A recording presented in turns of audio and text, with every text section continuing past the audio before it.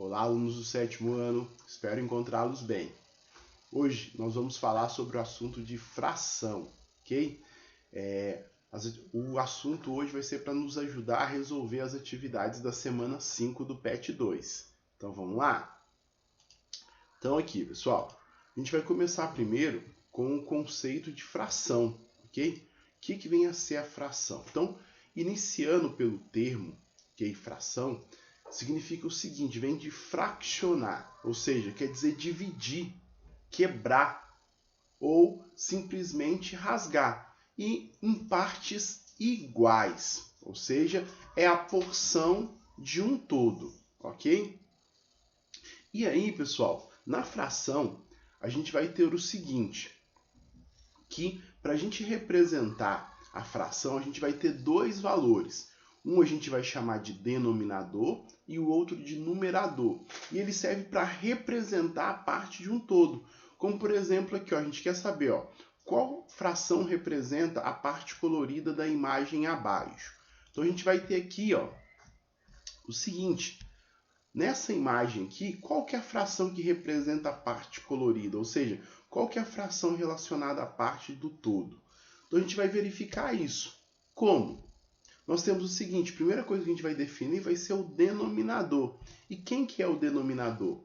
É a quantidade total, certo? Em que o inteiro foi dividido. Então, nós vamos pegar e vamos contar em quantas partes esse inteiro foi dividido, ok? Então, para isso, basta a gente pegar e observar ali, que o inteiro ele foi dividido o quê? Em 1, 2, 3, 4, 5, 6, 7, 8 partes. Ok? Então, esse vai ser o denominador da nossa fração. E a segunda parte é o numerador. E aí, o que vem a ser o numerador? O numerador é a quantidade a ser considerada. Então, qual que é a quantidade que a gente está considerando? A parte colorida, certo? Da fração. E aí, o que acontece na parte colorida? Na parte colorida, ok? Nós temos que o quê? Nós temos 5 partes coloridas. Então, basta a gente pegar agora e colocar essa parte colorida. Então, a gente tem que são 5/8, ok? Então, esse é o resultado da nossa fração. Aí, a gente vai ver o seguinte, as aplicações. Quais são as aplicações que nós vamos fazer, certo? As aplicações, nós vamos observar o seguinte, Na primeira aqui, a gente vai ver a fração em relação ao todo, ao inteiro, a ideia de inteiro. O que significa um inteiro? É quando eu tenho toda a parte considerada. Então, vamos ver aqui no exemplo 1.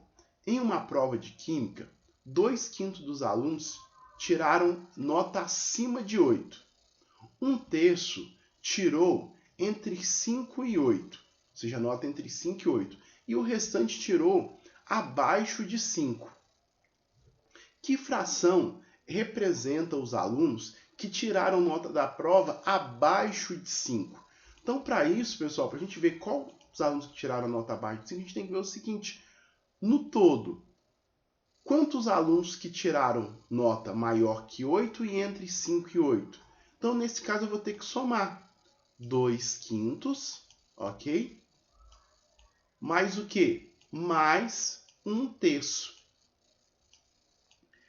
E aí, lembra, aqui nós temos uma soma de fração com denominadores diferentes.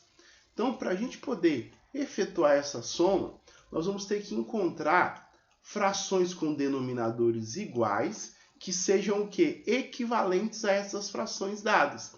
Então, para isso, a primeira coisa que a gente faz, a gente tira o mínimo múltiplo comum de 5 e 3. Então, qual que é o mínimo múltiplo comum de 5 e 3? Então, o mínimo múltiplo comum é 15, ou seja, o menor múltiplo que nós temos do 5 e do 3 e comum. Agora, pessoal, para a gente achar a fração equivalente, o que nós vamos ter que fazer? Nós vamos ter que observar o seguinte. Nós vamos ter que observar quanto que foi multiplicado para obter o denominador. Para isso, a gente faz aquele velho processinho. Divide pelo denominador, ok? E o resultado nós multiplicamos pelo numerador. Então, 15 dividido por 5, 3. 3 vezes 2, 6. Depois a mesma coisa com a segunda fração. 15 dividido por 3, 5. 5 vezes 1, 5. Então agora a gente pode efetuar a soma. 6 mais 5, nós temos 11 quinzeavos. Então 11 quinzeavos representa o quê? Quem tirou nota acima de 8 e entre 5 e 8. Mas eu quero saber qual que é a fração que representa o restante. Para isso agora é que a gente vai utilizar a questão do inteiro. Como assim que a gente vai utilizar a questão do inteiro? A gente sabe que o quê? Que o restante de 11 quinzeavos é o que tiraram a nota abaixo de 5. Então, quanto que significa o inteiro? O inteiro a gente vai ter o seguinte, quando nós tivermos no denominador a mesma quantidade que a gente tem no numerador. Então, ou seja, 15 quinzeavos. Então, isso significa o inteiro. Então, agora eu vou fazer o quê? Eu vou tirar a soma de quem tirou mais que 8 e de quem tirou entre 5 e 8. E aí, subtraindo 15 menos 11, nós vamos ter 4 quinzeavos. Ok? Então, essa é a fração que representa quem tirou nota abaixo de 5. Ok? Agora, outra questão é a ideia de quantidade representada por uma fração, ok? Então vamos aqui para o nosso segundo exemplo. Ó. Em uma disputa entre carros de corridas, um competidor estava a 2/7 de terminar a prova, quando sofreu um acidente e precisou abandoná-la. Sabendo que a competição foi realizada com 56 voltas no autódromo, em que volta o competidor foi retirado? Então, ou seja, nesse caso ele foi retirado o quê? Na fração 2/7 do total da prova. Ou seja, 2/7 de 56. Então a gente vai ter que verificar quanto que é o quê? Quanto que representa 2/7 de 56. E aí, para isso, é bem simples. Para a gente observar qual que é essa quantidade, basta a gente pegar os 56, dividir pelo 7, que é a quantidade que foi dividido inteiro, e o resultado multiplicar pela parte que tem, que é 2. Então, 56 dividido por 7, 8. 8 vezes 2, 16. Certo? Então, isso significa que o competidor ele foi retirado, ok? Na 16ª volta. Ok? E agora a gente vai para o nosso último exemplo. O exemplo a gente vai utilizar a ideia do seguinte, de equivalência de frações. Que o quê? Para a gente poder comparar frações, certo? Quando eu divido, por exemplo, na metade e divido um ao outro objeto, um mesmo objeto em 4 pedaços, são tamanhos diferentes. Então, ou seja, não é possível eu comparar qual que é o maior, qual que é o menor. De que forma que eu vou fazer para fazer essa comparação? A gente vai utilizar o seguinte, frações com o mesmo denominador. E vai ser essa ideia que a gente vai utilizar aqui nesse outro exemplo. Ó. Que no caso é até o exercício número 3 aí da apostila de vocês, que a gente já vai resolver, da semana 5.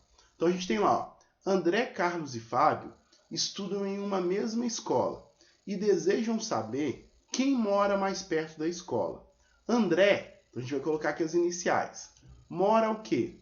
A 5/20 quilômetros da escola. Então, ou seja, 5 sobre 20 avos.